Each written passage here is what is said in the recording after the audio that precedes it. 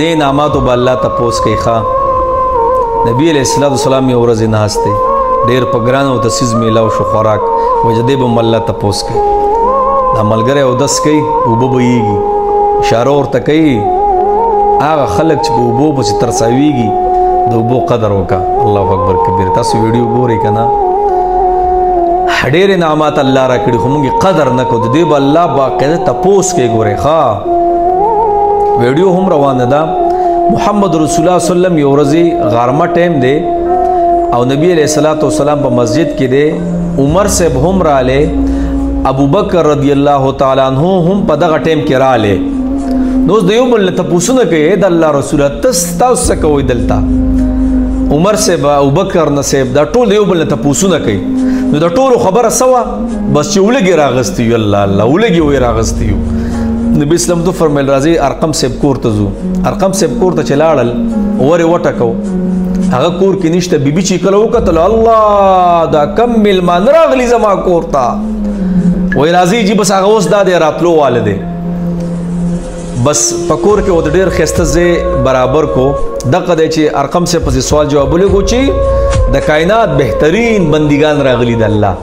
نبی علیہ السلام عمر صاحب ابو بکر صاحب لوی لوی پښتو کې چوي لوی لوی سټي وي الله اکبر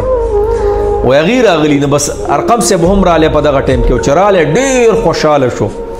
ایو غونچه کې راو شو کو نبی اسلام ته فرمایي لکه دی غونچه کې دننه کچا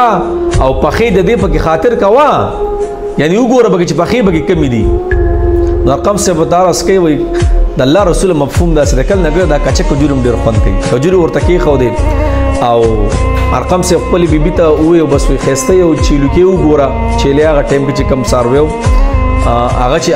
علال کو ورلا نبی علیہ السلام او صحابه ولا هغه ول راوړو زه ته د ټولي خبرې نه چول درته یادوم ښا ډیر په مشکل ورته خوراک میلاو شو نبی علیہ السلام چې ولګي تن دی انسان تن کې دومره چې هغه خوب ته نه پرې ته خپل وګوره کنه نو ارقم صاحب ولا خسته غوخه برابر کړهو چې کله غوخه ولا راوړه نو نبی علیہ السلام یو ټوکړه او هغه کستی وی لاړ شو دا فاطمه صاحبې لا یو سا سو ورځ وشوي